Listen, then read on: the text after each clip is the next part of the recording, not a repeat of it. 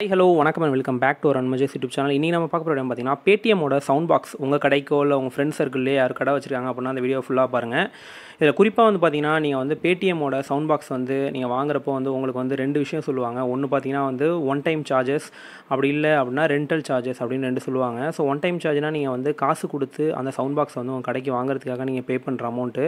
அது ஒரு சில பேருக்கு காசே இல்லாமல் 0 ரூபீஸில் கூட கொடுப்பாங்க. பட் ஆனால் மந்த்லி ரெண்டல்னு ஒரு 125 ரூபா எடுப்பாங்க. ஸோ இது பார்த்திங்கன்னா குறிப்பாக வாடகையில் வாங்குறவங்களுக்கு, அதுலேயுமே ஒரு சில பேருக்கு பார்த்திங்கன்னா வாடகை இல்லாமல் ஃப்ரீயாகவே கொடுக்குறோம்.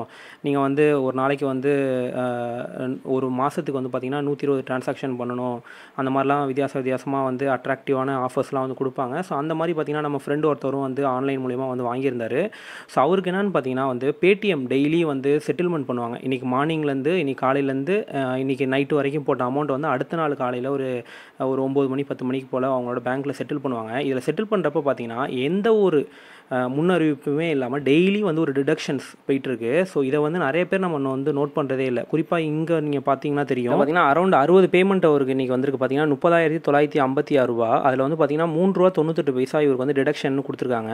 ஸோ இந்த பேமெண்ட் சார்ஜஸ்ன்னு போட்டு பக்கத்தில் வியூன்னு ஒரு பட்டன் கொடுத்துருப்பாங்க. ஜஸ்ட் நீங்கள் அதை கிளிக் பண்ணிங்க அப்படின்னா எந்த ஒரு டீட்டெயிலுமே வரமாட்டுது.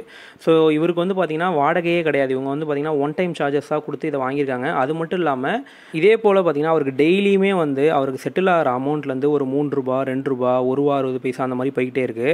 இப்போ அடுத்தது பார்த்தீங்கன்னா 60,440 ரூபா அவருக்கு போயிருக்கு. அதில் பார்த்தீங்கன்னா 2 ரூபா 61 பைசா எடுத்திருக்காங்க.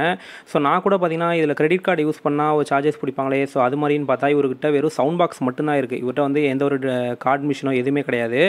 ஸோ நான் என்ன நினச்சேன், இவர் இவரோட அந்த ஒன் டைம் நீங்கள் நீங்கள் 2000 ரூபா கொடுத்து சவுண்ட் பாக்ஸ் காசு கொடுத்து வாங்கினாலுமே ஒரு குறிப்பிட்ட மாதம், அதாவது பார்த்தீங்கன்னா 1.5 வருஷம் கழிச்சு உங்களுக்கான வாடகை போகும்னு சொன்னாங்களேன்ட்டு இவங்களே செக் பண்ணி பார்த்தா இவர் பார்த்தீங்கன்னா ஒரு 3 மாதத்துக்கு மட்டும் தான் வச்சிருக்காரு. பட் ஆனால் இவர் கஸ்டமர் கேரக்டரை ரீச் பண்ண ட்ரை பண்ணுறாரு, எந்த ஒரு பயனுமே இல்லை. அது மட்டும் இல்லாமல் இவருக்கு வச்சு கொடுத்தவர் லோக்கலில் ஒரு ஏஜென்ட் வச்சு கொடுத்துருக்காரு. அவரையுமே ரீச் பண்ணி கேட்டு பார்த்தா அவருக்கே தெரிலங்கிறாரு.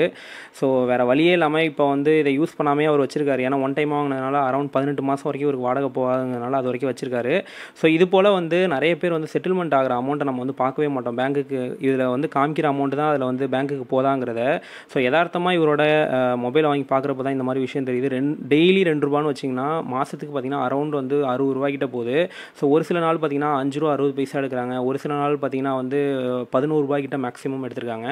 ஸோ 1 ரூபாலேருந்து 11 ரூபா வரைக்கும் இவங்க டிஃப்ரெண்ட் சார்ஜஸ் எடுக்கிறாங்க. ஸோ நீங்களுமே கடையில் சவுண்ட் பாக்ஸ் வச்சுருக்கீங்க அப்படின்னா டெய்லி செட்டில்மெண்ட் ஆகுறது, இன்றைக்கி ஃபுல்லாக அமௌண்ட் அடுத்த நாள் காலையில் கரெக்டாக வருதா அப்படிங்கிறத நீங்கள் பாருங்கள்.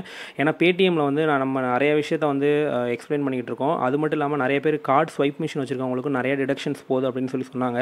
ஸோ அது ரிலேட்டடாகவும் நம்ம வீடியோ பண்ணிக்கிட்டு இருக்கோம். ஸோ அதோட வீடியோவும் நான் சீக்கிரமாக அப்லோட் பண்ணுறேன். ஸோ நீங்கள் சவுண்ட் பாக்ஸ் வச்சுருக்கீங்க, அப்புறம் உங்களுக்கு இது போல் டிடக்ஷன்ஸ் போயிட்டுருக்கா, இல்லை உங்களுக்கு இதே போல் வேறு ஏதாவது போயிட்டுருக்கா? ஏன்னா ஒரு சில பேருக்கு சிம் சார்ஜஸ் அப்படின்னு போட்டு ஒரு அமௌண்ட் போகுது டிடக்ஷன்ஸில் டெய்லியும். ஸோ அந்த மாதிரி உங்களுக்கும் ஏதாவது போதாங்கிறத சொல்லுங்கள். ஸோ அது மட்டும் இல்லாமல் இவங்க கஸ்டமர் கேரை ரீச் பண்ணுறது தான் பெரிய பிரச்சனையாக இருக்குது. ஸோ ரீச் பண்ணோம்னா ஈஸியாக கேட்டு தெரிஞ்சுக்க முடியும். ஸோ இதில் வேறு ஏதாவது டவுட் இருந்ததுன்னா கமெண்ட் செக்ஷனில் சொல்லுங்கள். ஸோ தேங்க்யூ ஃபார் வாட்சிங் திஸ் வீடியோ. பை.